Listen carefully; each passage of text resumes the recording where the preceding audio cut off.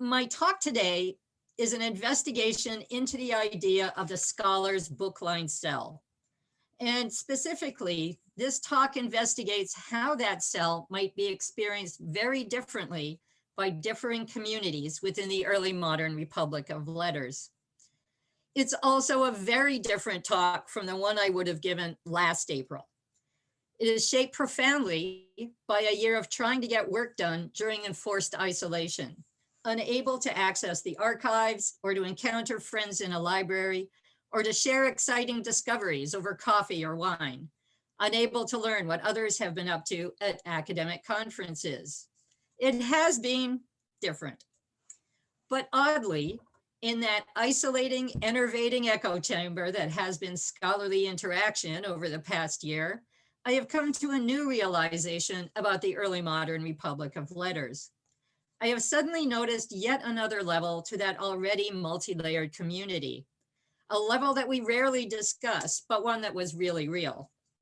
It was a layer that was especially important for those scholars who, for reasons having to do with gender, geography, language, ethnicity, race, religion, or rank, did not represent the central identity of scholars in the Republic of Letters. And that layer was the affective one, the crucial soul-affirming necessity of doing the work you love together with people who look like you. We understand the Republic of Letters as a community of scholars connected by a shared love of learning. It was a community that, in its ideal formulation, overlooked the usual early modern boundaries of language and faith, a community of content, if you will. Communication was mostly epistolary, and I'm going to start sharing my screen now, which is totally going to work. Yes, we have a title. Yeah, okay. Perfect, yep. So communication was mostly epistolary, thus like Pascal's infinite sphere, its center was everywhere and its circumference was nowhere. Yet, as Francois Vaquet pointed out in 1989, the circulation of words in the Republic of Letters was always supplemented by human encounters. And here I'm thinking of what Helen was just pointing us to, the embodied nature of ideas. These come from humans. But finally, such exchanges were favored by the existence of privileged places, such as universities, intellectual salons, and the shops of booksellers. To this list, of course, we can add the peregrinatio academica, the scholarly pilgrimage. And for white Christian Western European men, these privileged places and places of scholarly pilgrimage would of course be populated with people who looked just like them. But what if your identity meant that you could never walk into a place in which to do your work, the aforementioned university, scholarly salon, or bookseller, and see a single other person who looked like you?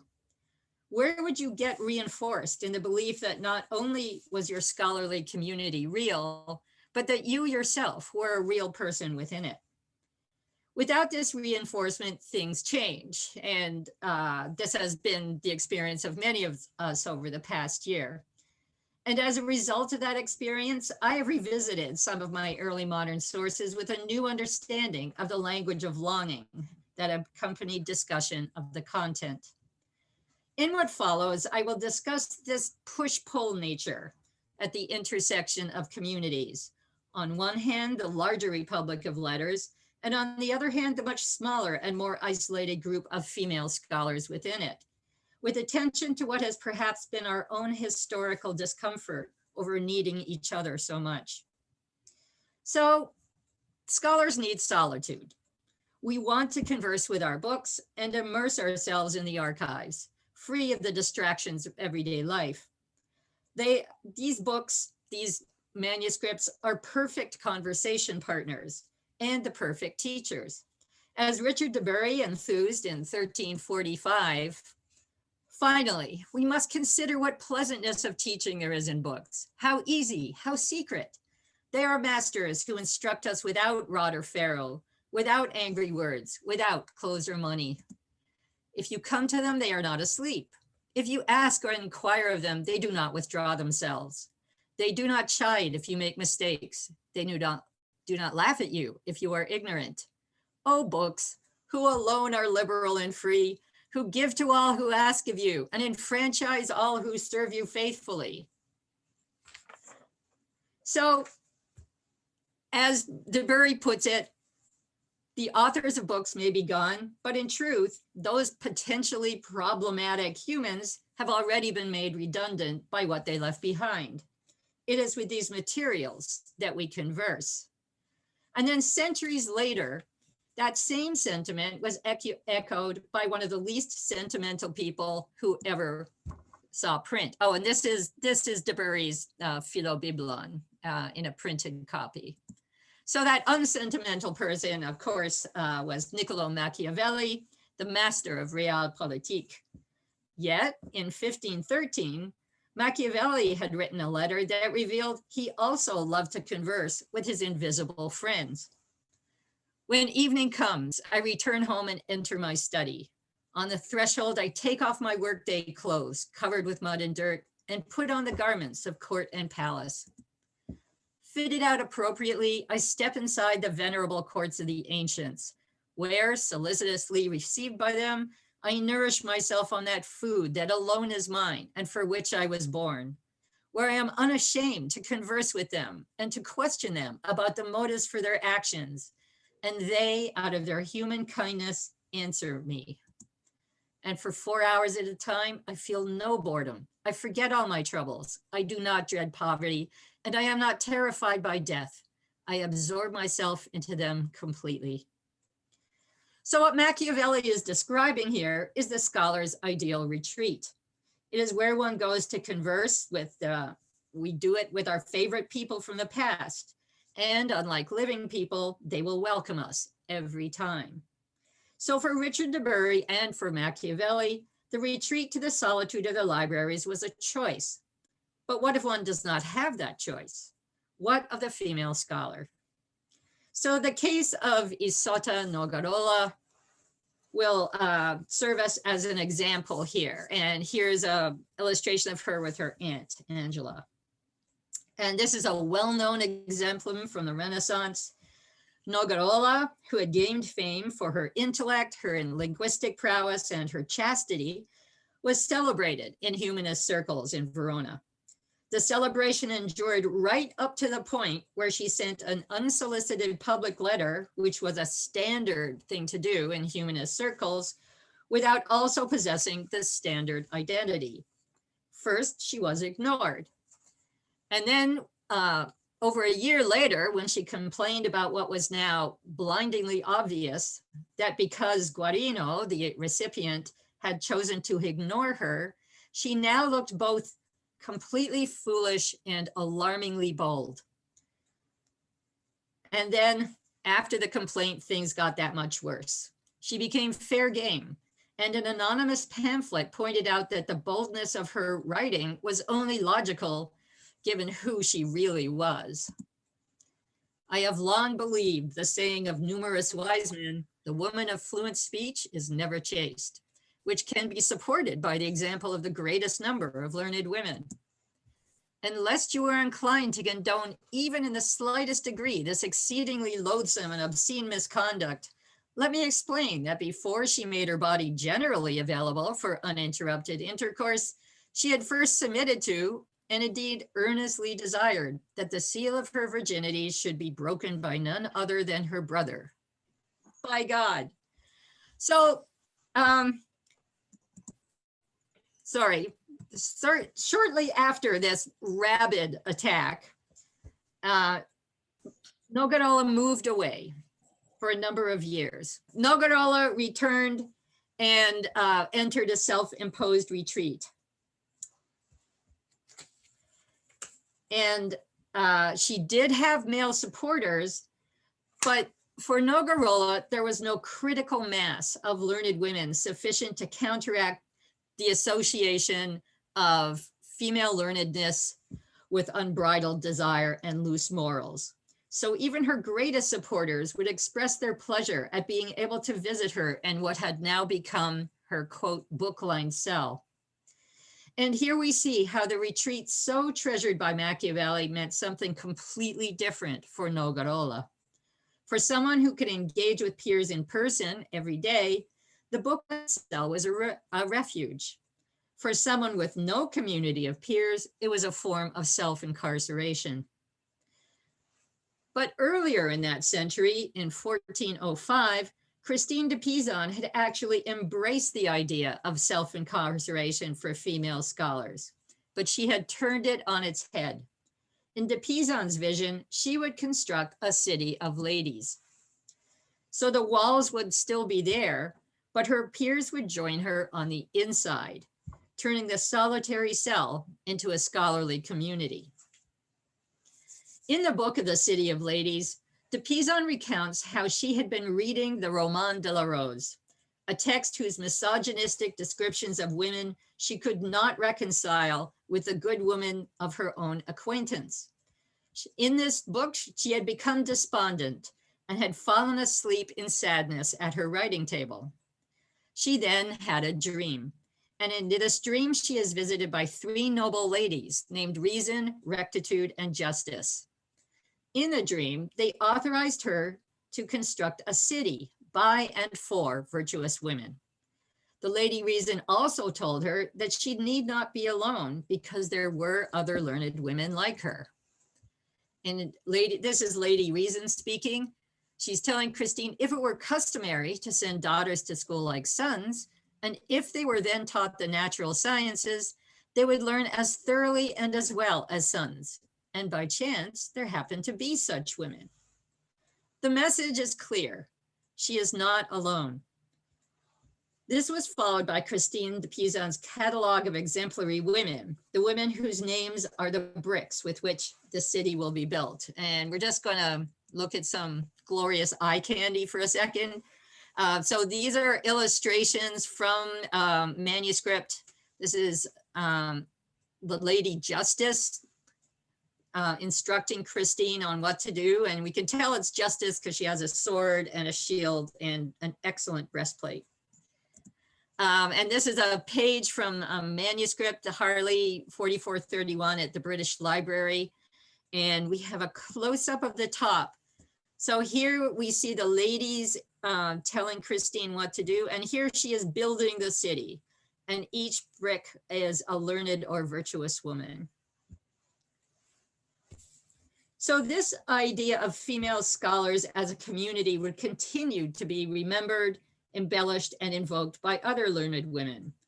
For Christine de Pizan, that was a community with both diachronic and synchronic dimensions. For Clara Chureta, a generation later than Nogarola, that dimension was diachronic only.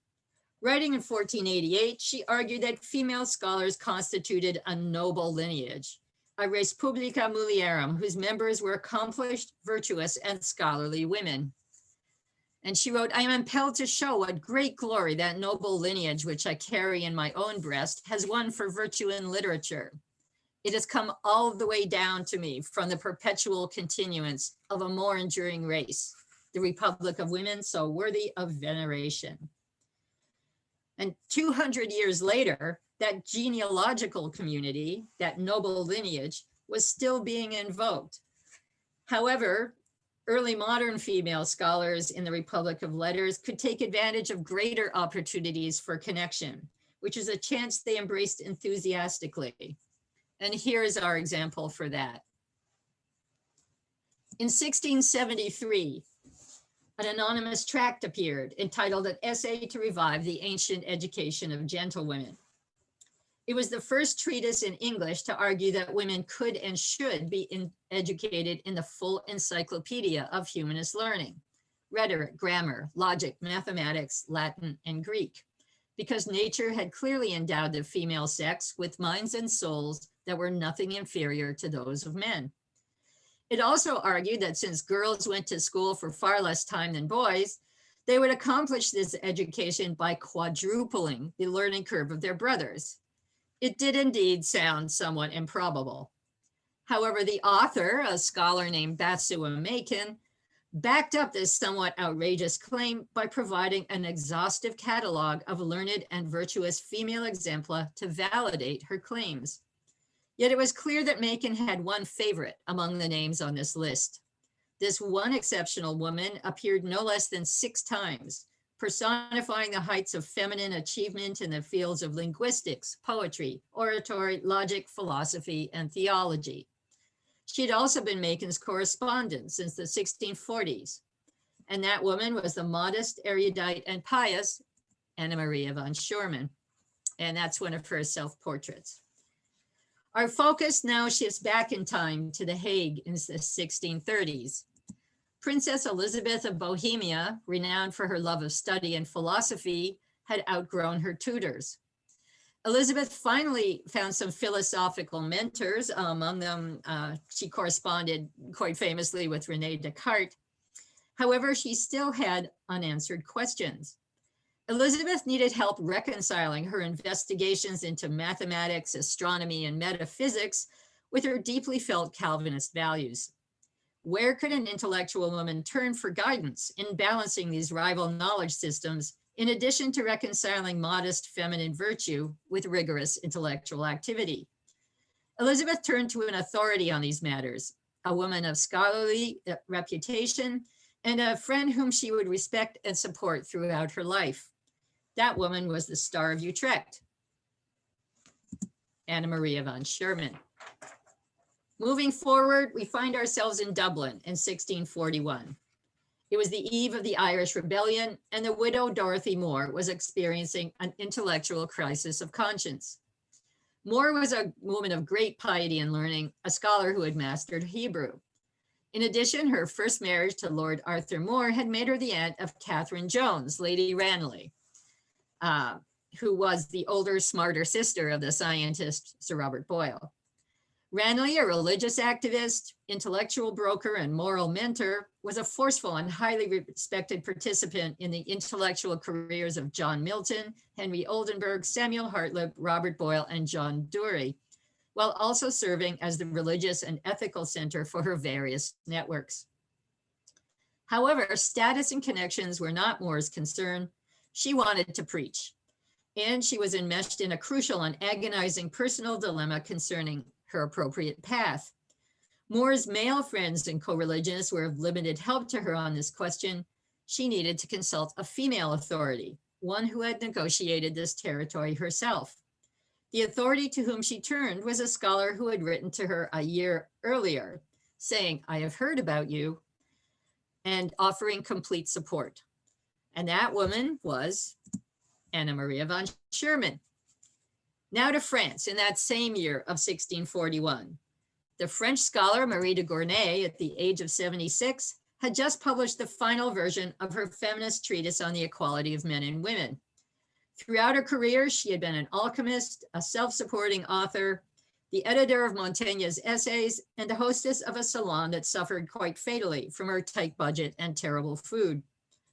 While there were many who criticized the outspoken Garnier, the older scholar did have an admirer who had written to her in 1639, honoring her for her service to women and praising her as the pride of Garnier and the defender of our sex, the young Anna Maria von Sherman.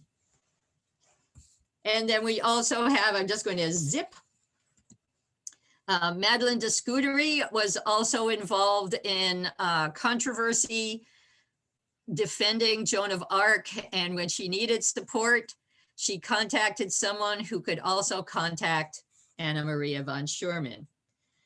So what we have here are early modern female scholars who want and need to move beyond their book-lined cells. They hear about each other and then write, asking for advice, asking for portraits, needing to figure out how they can feel safe and solid in their identities, not only as scholars, but as female scholars. They needed a community, so they constructed one. And here, in conclusion, it is perhaps ironic then that even the most supportive male scholars would celebrate the exact opposite, admiring the ways in which nature had ensured there would only be one brilliant scholar, female scholar in each generation.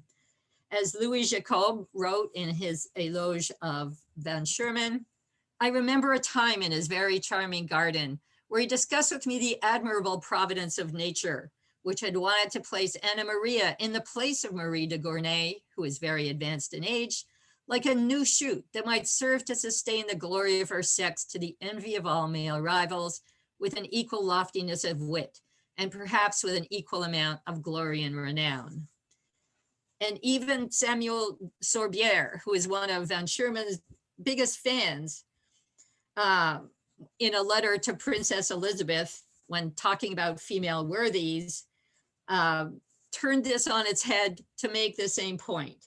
Instead of Van Sherman being the new Garnier, he said Marita Garnier was the Anna Maria von Sherman of our France. In the end, then, we returned to where we began, with the question of community in the Republic of Letters. For scholars who did not represent the central identity of that republic, for reasons having to do with gender, geography, language, ethnicity, race, religion, or rank, the abstract Commonwealth of Learning could never be enough. For someone who can engage in person with peers every day, as the bookline cell is a refuge. For early modern scholars without that large community of peers, that same bookline cell becomes a form of self-incarceration. It seems that we, like our early modern predecessors, also require that affective layer, the crucial soul-affirming necessity of doing the work you love together with people who might look like you. It is that connection that can turn the solitary cell into a scholarly community. Thank you.